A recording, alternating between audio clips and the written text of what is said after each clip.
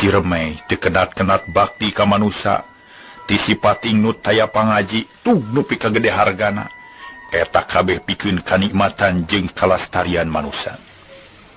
Geura aina urang wincik, tinu taya pangajina upama bae para mitra biji sora ti hulu cai, gelenggengna matak tentrem kana angen, ngerecekna cai nyorolok dina kikisik, ngerelekna cai para mitra ketselakna muningang cadas, ngaguruhna mun turun tina curug esta cai teh nu taya pangajina teh mun didedengekeun dibarengan ku ati sanubari tangtu jadi hiji kanikmatan pikeun anu ngadengekeunana.